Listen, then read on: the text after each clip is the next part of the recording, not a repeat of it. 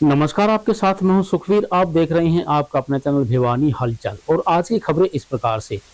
सोमवार को शहीद मदनलाल ढींगरा की जयंती के अवसर पर पंचनंद समिति के द्वारा नेहरू पार्क के समक्ष एक कार्यक्रम का आयोजन किया गया। पंचनंद समिति के जिला अध्यक्ष विकास मेहता की अगुवाई में समाज के प्रबुद्ध नागरिकों ने पहुंचकर उनकी प्रतिमा पर पुष्प अर्पित किए और उनके बताए गए मार्ग पर चलने का संदेश दिया गया। इस मौके पर विकास मेहता ने कहा कि मदन लाल ढींगरा ने देश की आजादी के लिए अपने जीवन की परवाह किए बिना लड़ाई लड़ी और शहीद हुए। उन्होंने कहा कि आज समाज को उनके दिखाए गए रास्ते पर चलना चाहिए। इसके लिए समय समय पर पंचनद उन्हें श्रद्धांजलि अर्पित करती है। उन्होंने बताया कि शहीद मदन लाल महान देशभक्त थे। शहीद मदन लाल ढींगरा को उनकी 140वीं जयंती पर याद करते हुए उनकी स्थानीय नेहरू पार्क भिवानी के सामने स्थापित आदमकद प्रतिमा पर पुष्पांजलि अर्पित की गई और शहीद ढींगरा के सपनों का भारत बनाने में सहयोग करने की शपथ भी ली गई। आज पंचनद स्मारक ट्रस्ट भिवानी इकाई द्वारा अमर शहीद मदनलाल ढींगरा जी की 114वीं जन्म दिवस पे ये कार्यक्रम आयोजित किया गया। बात ये नहीं है कि कार्यक्रम आयोजित किया गया, बात तो ये है कि जो लोग जिन्होंने देश के लिए कुर्बानी दी, जो देश के लिए लड़े मर मिटे, उनके जीवन से हम लोग क्या प्रेरणा ले सकते हैं। और वो प्रेरणा ये होती है कि हम देश की माटी से जुड़े, देश के सुख दुख से जुड़े और देश के बारे में जो भी अच्छा काम हो सकता है वो हम करें। अब अमर शहीद अमरलाल ढींगरा को हम देखते हैं, मदनलाल ढींगरा जी को, तो वो शिक्षा करने प्राप्त करने गए, लेकिन वहां उन्होंने जाके देखा कि जिस जनरल ने इतने अत्याचार कर रखे थे भारतीय जनता पे, तो उसका क्या किया जाए। तो उन्होंने भरी 24 साल की उम्र में उनकी गोली मार के हत्या इसलिए की कि उनके मन में देश को लेके, देश के लोगों को लेके प्रेम था, पीड़ा थी कि ये लोग अत्याचार अनाचार कर रहे हैं और हमारे देश को उससे आजाद होना है। मैं विकास मेहता, पंचनद स्मारक का जिला अध्यक्ष। आज हम यहाँ पे शहीद मदनलाल ढींगरा जी की 141वीं जयंती मना रहे हैं और हर वर्ष की भांति हम ऐसा ही करते आ रहे हैं, बलिदान दिवस भी।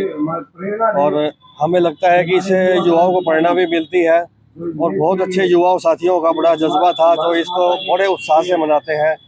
जैसा कि आपको पता है कि आज इसकी श्रद्धांजलि के लिए हम जन्मदिन के उपलक्ष्य में आज सभी इकट्ठे हुए हैं। इनकी जो बलिदान है वो हम भुला नहीं सकते और ये प्रेरणा स्रोत है ताकि हमें हमारी सारी परिवार को, समाज को ये पता लगे कैसे व्यक्ति थे। उनके बारे में ज़्यादा नहीं कहूँगा क्योंकि काफ़ी लंबा समय है कि उनकी शहादत के बाद भी परिवार ने स्वीकार नहीं किया। मैं स्वीकार तो न करते उन्होंने अखबारों में दिया कि ये पागल है। मदनलाल ढींगरा वो कमल था जो गहरे कीचड़ में, जो मनी के ढेर पे बैठे हुए उसके पिता डॉक्टर, अंग्रेजों के गुलाम पिट्ठू, सारा परिवार छह परिवार के सदस्य, उनमें से निकल के घर से निकाला गया क्योंकि क्रांतिकारी। इस भारत में जो क्रांतिकारियों का हाल हुआ है ना, वो 1940 की ट्रेन टू पाकिस्तान में देख लो, आजादी क्या मिली थी राष्ट्र में। तो ऐसे क्रांतिकारी का जन्मदिन मनाना हमारे लिए बड़े गर्व की बात है। उसने उस बंदे को, अब ये मोदी जी कहते हैं घर में घुस के मारेंगे, दो व्यक्तित्व ऐसे थे, मदनलाल ढींगरा और शहीद उधम सिंह, जिन्होंने घर में घुस के उन अंग्रेजों को राज में, अंग्रेजों के घर में घुस के मारा। ये वो वीर था। हरियाणा प्रदेश के पार्षदों ने अपनी मांगों को लेकर सरकार के खिलाफ आवाज बुलंद करते हुए खतरे की घंटी बजा दी है। उन्होंने एक मत होकर कहा कि यदि सरकार उनकी मांगे नहीं मानती है तो सभी पार्षद एक मत होकर इस्तीफा देकर बड़ा आंदोलन करेंगे। वहीं उन्होंने 10 लाख रुपए स्वैच्छिक ग्रांट और मासिक वेतन बढ़ाने से संबंधित ज्ञापन उपायुक्त के माध्यम से मुख्यमंत्री को भेजा। निकाय चुनाव में विजेता पार्षदों को सरकार के सहयोगी के तौर पर माना जाता है।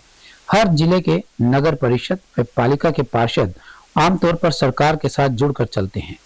अब इसे आने वाले चुनाव से पहले का दबाव कहें या फिर विकास न करवा पाने का दर्द कि ये खास लोग ही सरकार के खिलाफ होने लगे हैं। आज हर जिले में पार्षदों ने एकजुट होकर अपना मांग पत्र डीसी के माध्यम से सीएम के नाम सौंपा, जिसमें 10 लाख रुपए सालाना स्वैच्छिक ग्रांट देने, मासिक वेतन 25,000 रुपए करने, पेंशन लागू करने समेत 7 मांगे रखी गई। इस दौरान वार्ड नंबर 2 से पार्षद संदीप यादव व वार्ड नंबर 21 के पार्षद प्रतिनिधि महावीर ने कहा कि वो करीबन 1.5 साल से पार्षद हैं। इस दौरान वो अपने वार्ड में 1 पैसे का भी काम नहीं करवा पाए हैं। उन्होंने कहा कि उनकी मानने वाला तो दूर, कोई सुनने वाला भी नहीं है। उन्होंने कहा कि हमारी मांगे पूरी नहीं हुई तो पूरे हरियाणा के पार्षद सामूहिक इस्तीफा देकर सरकार के खिलाफ बड़ा आंदोलन छेड़ेंगे। मैं सुभाष तंवर वार्ड नंबर 17 से पार्षद हूँ और हमारी हरियाणा सरकार से और माननीय मुख्यमंत्री से मांगे हैं, जिसके लिए हम डीसी साहब के माध्यम से मुख्यमंत्री जी को हम ज्ञापन पहुंचा रहे हैं। तो सभी पार्षद साथी इकट्ठा हुए हैं, क्योंकि जैसे कि आपको विदित है कि 15 तारीख को जो हमारा पार्षदों का सम्मेलन हुआ था मांगों को लेकर, उसमें तय हुआ था कि जो जितने भी डीसी हैं, जो एसडीएम लगते हैं जिन जिन नगर पालिका नगर परिषदों के, तो वहां पर हम सभी पार्षद इकट्ठा होकर जहां जहां के पार्षद हैं वो वहां अपने डीसी साहब के माध्यम से मुख्यमंत्री जी को ज्ञापन देंगे। मेरा नाम अंकुर कौशिक है, मैं भिवानी से पार्षद हूं और हमारी मांगे वही मांगे हैं जो हमने 15 तारीख को सर्व हरियाणा जो हमारा पार्षदों का सम्मेलन हुआ था उसमें हमने मिलकर रखी थी। उसमें सबसे हमारी प्रमुख मानदेय की मांग है, जो कि हमारा बढ़ाकर 25,000 रुपये किया जाए। उसके बाद सबसे प्रमुखता से जैसे एमसी लैड के लिए 10 लाख रुपए प्रति वर्ष देने के लिए हमें दिए जाएं, जिससे कि हम अपने वार्ड के काम करा सकें। जो हमारी ये मांगे हैं उसके बारे में हमने विज्ञापन देने आए हैं। अगर हमारी मांगे नहीं की गई तो हम मानी नहीं गई तो हम धरना प्रदर्शन करेंगे और जो भी उचित कार्रवाई होगी, जो मिलजुल के पूरे हरियाणा के पार्षद फैसला लेंगे, वो सबका हक में फैसला होगा। और चाहे उसमें धरना देना पड़ो, चाहे इस्तीफा देना पड़ो, जो भी मिलजुल के फैसला होगा वो सब करेंगे। हमारा पीछे 15 तारीख को एक डिसीजन हुआ था, स्टेट लेवल की एक हमारी बैठक थी, जिसमें डिसीजन हुआ था कि 18 तारीख को सोमवार को जिला स्तर पर पूरे प्रदेश के अंदर ज्ञापन देंगे। उसी कड़ी में भिवानी के भी पार्षद इकट्ठे हुए हैं। प्रदेश स्तरीय जो ज्ञापन है आज हम सभी यहाँ पर दे रहे हैं। डीसी साहब भी आएंगे तो उनको देंगे, डीसी साहब को।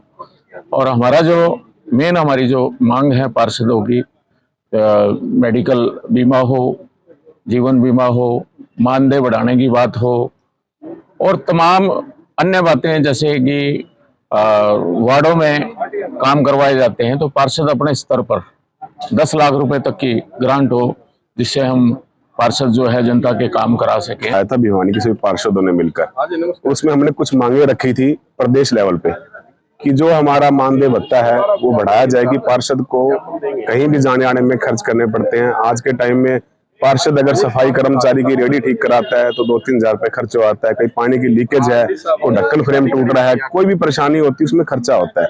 ये मानदेय बढ़ाने वाला भत्ता जरूरी सुनना चाहिए सरकार को।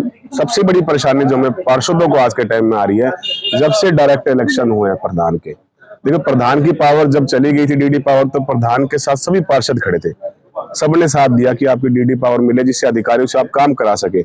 आज प्रधान को भी पार्षदों के साथ आना चाहिए कि पार्षद डिमांड कर क्या रहे हैं, वो वार्ड लेवल की डिमांड कर रहे हैं, पब्लिक की डिमांड कर रहे हैं। पार्षद कोई पर्सनली डिमांड नहीं कर रहा। पार्षद चाहता है कि उसके वार्ड में जिससे भी उन्होंने मतदान लिया, यानी मत क्या, वो दान होता है, जैसे कोई कन्यादान करता है वैसे मतदान है। पब्लिक ने हमें मतदान दिया है तो हम पब्लिक के ऊपर खरा उतरे। खरा उतरने में हमें 1.5 साल हुआ, काफी परेशानियां आ रही है। हर बार एस्टिमेट तैयार हो रहे हैं पर किस कारण से टेंडर नहीं लगाया जा रहा है, बड़ी परेशानी का विषय है। पार्षद प्रतिनिधि हमने 1.5 साल हो गया भाई, 1.5 साल में हमने तो एक कील के खोरा लग गया को नहीं मार पतो।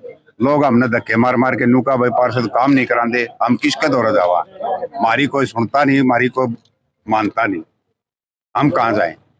इसलिए हम ये ज्ञापन देने के लिए आए हैं डीसी साहब को, भाई हमारी कि मैं सुनवाई करो, कोई अफसर हमारी बात मानना है, चेयरमैन मानना है, कोई मानना है कि मैं काम तो शुरू हो। तो लगता है ज्ञापन देने से मांग पूरी हो भाई कराएंगे, कोशिश तो कराएंगे। पूरे हरियाणा के पार्षदों का मैटर है यो, एक मारा बहनी का तो है को नहीं। पहले भी जो सरपंच थे, जिला जो चेयरमैन थे, काफी वह भी अपना कोशिश तो करेंगे। उसके बाद वो भी उन्होंने आंदोलन किया, पंचकुला चंडीगढ़ गए, लाठियां खाई, फिर भी मांग पूरी। लाठी लुटियां तो किम्मत को नहीं हो, ये तो भाईचारे का मैटर है, भाईचारा तय छूट जाएगा।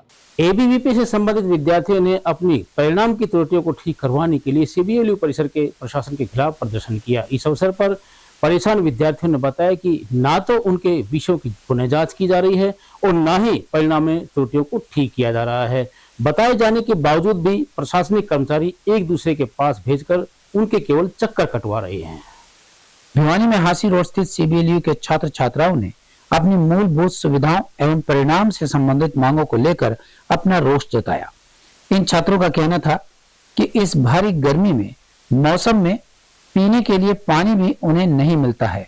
वहीं दूसरी ओर उनके परिणाम को लेकर उन्होंने कहा कि अनेक विषयों के छात्र अपने परिणाम को लेकर परेशान हैं और इस बारे में विश्वविद्यालय के कर्मचारी उनकी एक नहीं सुन रहे हैं और उन्हें इधर से उधर केवल भटकना ही पड़ रहा है। भाई साहब, हमारी मांग ये है, हमारे विश्वविद्यालय की एक तो पीने के पानी की बहुत बड़ी समस्या है। सीमेंट बिल्डिंग और इस मेन कैंपस में पीने के पानी की कोई व्यवस्था नहीं है और जो मेन प्रेमनगर कैंपस है उनका TDS चेक करवा कर बिल्कुल दूषित पानी है। हमारी सबसे मेन मुद्दा ये है पीने के पानी की समस्या को लेकर। दूसरा मुद्दा हमारा भाई साहब रिजल्ट और DMC को लेकर के है। 17 से 19 बैच के जो विद्यार्थी हैं उनको DMC समय पे नहीं मिल रही है, उनको रिजल्ट समय पे नहीं मिल रहे हैं और रिजल्ट अगर आते हैं तो उनको MW एब्सेंट और उनके रिजल्ट को अपडेट नहीं किया जा रहा, वही पुराना रिजल्ट दिखा रहा है।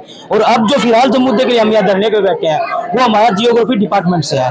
विश्वविद्यालय के अंडर में जितने भी कॉलेज है जहाँ पे PG कोर्सेज है जियोग्राफी डिपार्टमेंट में, तो MA जियोग्राफी MSc जियोग्राफी है विश्वविद्यालय UTT में है, तो शाम कॉलेज से बहने आई हुई है और GDC कॉलेज से बहने आई हुई है और दादरी जनता कॉलेज से बहने आई हुई है और भिवानी MNS कॉलेज से आए हुए हैं। भाई साहब इन्होंने क्या कर रखा है, 90% विद्यार्थी फेल कर रखे हैं और इनका रिजल्ट जो है ना, अब इनको बार बार ये बोला कि रिजल्ट को दोबारा से शो करो, लेकिन यहाँ पे हमारी सुनने के लिए कोई अधिकारी अवेलेबल। सचिन शेखावत, जिला संयोजक अखिल भारतीय विद्यार्थी परिषद भिवानी।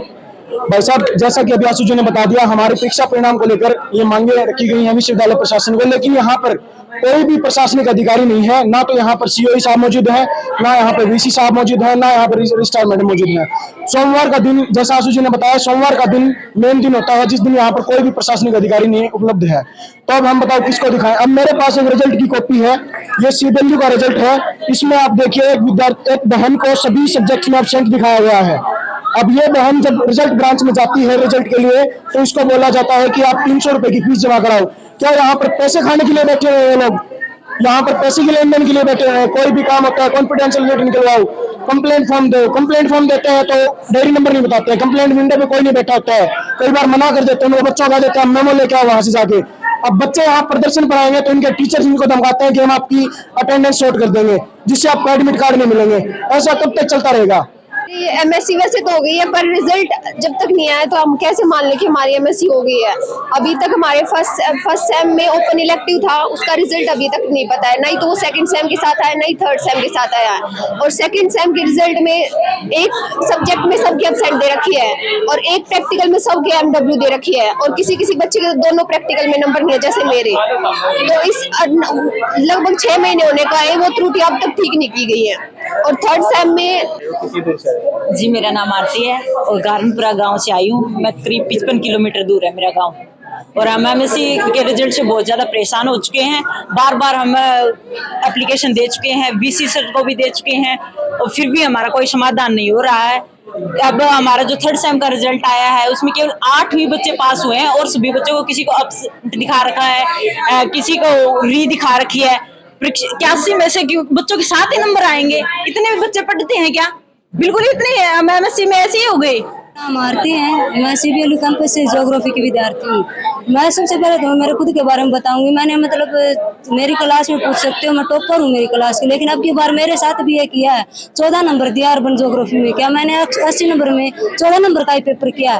मेरे बाकी सब्जेक्ट में 80 में से 64 हैं, किसी में 59 है, क्या उसमें 14 ही नंबर आएंगे? तो मैं प्रशासन से यही पूछना चाहती हूँ कि मेरे जो नंबर है वो अगर मैं 14 के लायक हूँ तो मेरा पेपर दिखाओ। नहीं है पेपर दिखा रहे हैं, मैं मांग कर रही हूँ तो कह रहे हैं कल आना परसों आना।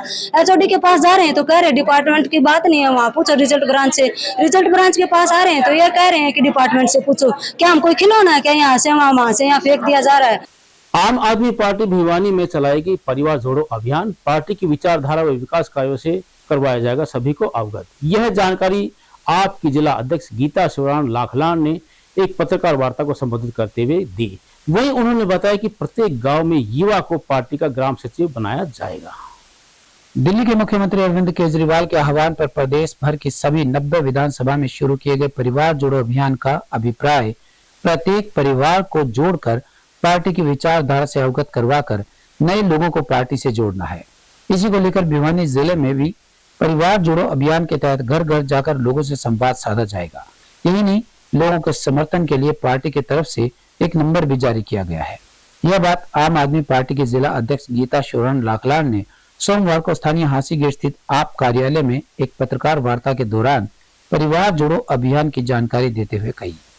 पत्रकार वार्ता को संबोधित करते हुए उन्होंने कहा कि परिवार जोड़ो अभियान के माध्यम से आप पार्टी घर घर पहुंचेगी और लोगों के साथ चर्चा भी करेगी। परिवार जोड़ो अभियान पार्टी ने सभी पदाधिकारियों को, कार्यकर्ताओं को एक ड्यूटी लगाई है कि हर गांव में जाना है, डोर टू डोर जाना है और गांव में लोगों के विचार सुनने हैं और अपनी आम आदमी पार्टी की नीतियां बतानी है। उसके बाद डोर टू डोर जाने के बाद गांव में शाम को एक जनसंवाद करना है। 21 लोगों की कमेटी तैयार करनी है जिसमें 2 महिलाएं और 3 युवा अनिवार्य हैं, जोड़ने हैं। उसके बाद एक जो मेन गांव का जो भी युवा होगा उसको पद दिया जाएगा ग्राम सचिव का पार्टी की तरफ से, जो पूरी 21 सदस्यीय जो कमेटी बनेगी उनकी निगरानी रखेंगे और आगे और परिवार को बढ़ाने का कार्य करेगा। तो देखो हरियाणा सबसे पहले नंबर पे, अपने पूरे देश में देखें तो बेरोजगारी में सबसे पहले नंबर पे हरियाणा। बेरोजगारी की समस्या तो है ही है, साथ में मूलभूत जो सेवाएं हमारी, जो भी मूलभूत सुविधाएं हैं वो भी हमारा हरियाणा पूरी तरह से नहीं कर पा रहा है। खाली नारा देने से कुछ नहीं होगा। हरियाणा नंबर 1, बेटी बचाओ बेटी पढ़ाओ। अभी पीछे भी आपने देखा है महिलाओं पहलवानों के साथ भी बदतमीजी हुई। तो हर जगह कहीं ना कहीं सरकार नाकाम हो रही है। और हमारा तो अरविंद केजरीवाल अपने भिवानी डिस्ट्रिक्ट से बिलोंग करते हैं, तो हमारा तो ये टारगेट रहेगा, जो भी हमें टास्क मिलेगा भिवानी को हम सबसे पहले नंबर पे करके दिखाएं। जो भी हमारी 21 सदस्य ग्रामीण कमेटी बनेगी या जो भी सचिव हमें नियुक्त करने हैं, हम पूरे हरियाणा में भिवानी को अपने सबसे पहले। सोमवार को जेजेपी के बीसी सेल के जिला अध्यक्ष मदन जूसवाला ने पूर्व उप प्रधानमंत्री स्वर्गीय चौधरी देवीलाल की नीतियों व JJP supremo doctor Ajay Singh Chautala की प्रेरणा से अखंड ज्योत लेकर भिवानी से खाटू नगरी के लिए रवाना हुए। वहीं दिनेश नंबरदार भी हरिद्वार से 17वीं कावड़ लेकर भिवानी होते हुए सीकर के लिए सोमवार को रवाना हुए। भिवानी के मदन जूसवाला जेजेपी के बीसी सेल के जिला अध्यक्ष सोमवार को भिवानी से अखंड ज्योत और उनके साथी दिनेश नंबरदार कावड़ लेकर चौधरी देवीलाल जयंती स्थल खाटू नगरी के लिए निकल पड़े। गौरतलब है कि जहां दिनेश नंबरदार की यह 17वीं कांवड़ यात्रा है, वहीं मदन जूसवाला पिछले 20 सालों से लगातार पूर्व उप प्रधानमंत्री देवीलाल की जयंती पर अखंड ज्योत यात्रा लेकर निकल रहे हैं। चाहे कार्यक्रम हरियाणा के किसी भी कोने में हो या पड़ोसी प्रदेशों में भी आयोजित कार्यक्रमों में अखंड ज्योत लेकर वो वहीं पहुंच जाते हैं। इस मौके पर जेजेपी के जिला अध्यक्ष जोगेंद्र बागनवाला ने कहा कि बीसी सेल के जिला अध्यक्ष मदन जूसवाला में अखंड ज्योत के प्रति जबरदस्त उत्साह है। जहां जहां पर अखंड यात्रा रुकेगी वहीं पर जेजेपी द्वारा व्यवस्था की जाएगी। इस दौरान गाजे बाजे के साथ अखंड ज्योत यात्रा को रवाना किया गया। मदन जूसवाला के साथ शहर के अनेक समर्थक भी उनके साथ सीकर खाटू श्याम नगरी के लिए रवाना हुए। तो देवीलाल की 110वीं जयंती मनाने के लिए सीकर में पार्टी ने बहुत बड़ी रैली का आयोजन किया है। उसमें हमारे जिला के बैकवर्ड सेल के प्रधान भाई मदन जूसवाला जी, मास्टर कृष्ण कुमार जी और इनके साथी जितने भी हैं वो पैदल यात्रा लेके जाएंगे। वहाँ 3 तीर्थ स्थान हैं रैली के साथ साथ, खाटू जी और ये सालासर जी और तीसरा चौधरी देवीलाल को भी ज़्यादा एक तीर्थ ही मानते हैं हमारे मदन जी और इनके साथी। इनकी इतनी गहरी आस्था है पार्टी में कि ये हर बार 20वीं बार अखंड ज्योत लेके चौधरी देवीलाल को श्रद्धांजलि देने पहुंचते हैं। आज हमारा स्टार्टिंग विनोद घाट से ताऊ देवीलाल के चरणों के हम जा रहे हैं चरणों में, और ये मेरी 20वीं अखंड ज्योति यात्रा है। हम पार्टी के लिए हर साल इसी तरह जैसे खुशी त्यौहार मनाते हैं, और रैली के बाद हम खाटू श्याम जी का भी जाएंगे, दोनों के दर्शन कर आएंगे, ताऊ देवीलाल के भी और खाटू श्याम जी के भी। ये 20वीं यात्रा है। मेरे हर साथी मेरे साथ जा रहे हैं और आगे रास्ते में मिलते जाएंगे। हमारा काफी संग बड़ा हो जाएगा। कितने लोगों का जत्था भिवानी से रवाना हो रहा है?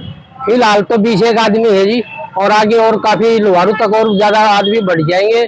और ताऊ देवीलाल की जयंती के मनाने के लिए हम सीकर पहुंच रहे हैं काफ़ी संख्या में, और हम तन मन धन से समर्पित हैं ताऊ के चरणों में हैं। और हमेशा जो इन्होंने गरीब अमीर कर्मचारी किसान मजदूर सब के लिए जनहित के कार्य करे, इसलिए हमें पूर्ण रूप से इसमें आस्था है और हम चरणों के अंदर जाकर पुष्प अर्पित करते हैं। से जो है दर पीढ़ी दर जुड़ा हुआ है। और मेरे दादाजी स्वर्गीय चौधरी दलीप सिंह नंबरदार स्वर्गीय ताऊ देवलाल को अपना राजनीतिक गुरु ने मान कर एक अवतार के रूप में देखा करते, और उन्होंने ही मेरे को इस रास्ते पे चलाया था। और तब से मैं मान लो राजनीति में तो वैसे 22 साल हो गए मेरे को, और ये मेरी 17वीं कावड़ है। और अब की बार हरिद्वार से चल के ये सिक्कर ही नहीं, मैं तो ये कह रहा हूँ कि धरती के किसी कोने पर बस रास्ता दिखा दो, ये ताऊ भगत वहां पे पहुंचेगा। सोमवार को भिवानी व्यापार मंडल अध्यक्ष जेपी कौशिक के नेतृत्व में रोहतक गेट व्यापार मंडल का गठन किया गया। इस अवसर पर विकास सांडिल्य को मंडल अध्यक्ष, शेखर ठाकुर व अजय राठौड़ को उप प्रधान मनोनीत सर्वसम्मति से किया गया। वहीं सर्वसम्मति से मनोनीत 11 सदस्यीय टीम को पद व गोपनीयता की शपथ भी दिलाई गई। स्थानीय रोहतक गेट व्यापार मंडल का गठन यहाँ के व्यापारियों द्वारा सर्वसम्मति से किया गया। इस संगठन के लिए यहाँ 11 सदस्यीय टीम का गठन किया गया है, जिसमें विकास सांडिल्य को सर्वसम्मति से रोहतक गेट व्यापार मंडल का प्रधान चुना गया। इसी प्रकार संरक्षक विनोद कुमार और जेपी कौशिक को, और वहीं उप प्रधान शेखर ठाकुर, मुकेश शर्मा, विजेंद्र कोटिया और अजय राठौड़ को चुना गया। वहीं सभी चुने गए पदाधिकारियों को पद व गोपनीयता की शपथ दिलाते हुए संगठन को आगे बढ़ाने के लिए भी विचार विमर्श किया गया। उन्होंने कहा कि रोहतक गेट मार्केट की जो समस्याएं होंगी वे उन्हें पूरी करवाने का प्रयास करेंगे। संगठन जो भी जिम्मेवारी उन्हें सौंपेगा वो उन्हें पूरी भी करेंगे। रोहतक गेट व्यापार मंडल की मीटिंग हुई है देवला सदन में, और जिसमें रोहतक गेट व्यापार मंडल के सभी भाई आए हुए थे, और उन्होंने रोहतक गेट व्यापार मंडल का प्रधान को नियुक्त किया है। और इस मंडल का ये काम है कि भी जो भी व्यापारी भाइयों की समस्या होगी उसका समाधान किया जाएगा। साइबर क्राइम पुलिस भिवानी के द्वारा साइबर क्राइम व साइबर सुरक्षा को लेकर विभिन्न स्थानों पर विस्तार व्याख्यान का आयोजन किया गया। इस अवसर पर साइबर क्राइम एसएचओ विकास कुमार ने बैंक, बिजली विभाग, टेलीफोन विभाग व इनकम टैक्स इत्यादि का कर्मचारी बताकर नागरिकों को ठगने वाले लोगों से बचने की और उन्हें कोई भी जानकारी साझा नहीं करने की अपील की गई।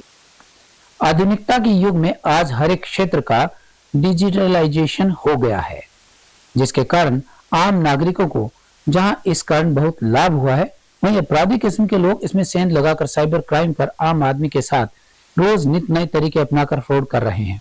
इन्हें रोकने के लिए हम सबको मिलकर साझे प्रयास करने होंगे। विद्यार्थी वर्ग इसे रोकने में अहम कड़ी कार्य कर सकता है। विद्यार्थियों को चाहिए कि वह साइबर क्राइम के प्रति सचेत रहें। उन्होंने आमजन से भी अपील की कि वे किसी भी प्रकार से प्राप्त हुए लिंक को न खोलें और किसी फोन कॉल, संदेश, ईमेल इत्यादि पर दिए गए प्रलोभन या विश्वास में आकर अपनी कोई भी जानकारी साझा न करें। उन्होंने बताया कि आपकी सहायता करने के लिए आपको यदि कोई बैंक, बिजली निगम, टेलीफोन एक्सचेंज, आयकर या किसी भी विभाग का कर्मचारी बताकर आपसे कोई जानकारी मांगता है तो आप उसे अपनी कोई भी जानकारी ना दें। उन्होंने बताया कि साइबर ठगों के निशाने पर हर वह आदमी है जो किसी भी डिजिटल माध्यम से जुड़ा है, फिर चाहे वह इंटरनेट मीडिया हो या फिर इंटरनेट बैंकिंग। बदलते वक्त के साथ साइबर ठगों ने अपने पैतरे भी बदल लिए हैं। साइबर ठग इंटरनेट मीडिया के जरिए लोगों के पास किसी एप्लीकेशन के माध्यम से फ्रेंड रिक्वेस्ट भेजते हैं और उनसे दोस्ती करके धीरे धीरे उनके बारे में समस्त जानकारियां जुटा लेते हैं। उसके बाद शातिर उनको ठगी का शिकार बनाने से नहीं चूकते। जो हरियाणा सरकार द्वारा चलाया जा रहे हरियाणा उदय प्रोग्राम के तहत व साथ में साइबर जागरूकता अभियान के तहत आज जिला भिवानी के दीप साइंस एकेडमी में साइबर अवेयरनेस प्रोग्राम आयोजित किया गया, जिसमें छात्रों को साइबर फ्रॉड से संबंधित जानकारी व साइबर फ्रॉड से बचने के तरीके उपाय बताए गए। सभी छात्रों को सोशल मीडिया के उपयोग के बारे में बताया। आज की खबरों में बस इतना ही। अब मुझे दीजिए इजाजत। देखते रहिए आपका अपना चैनल भिवानी हलचल।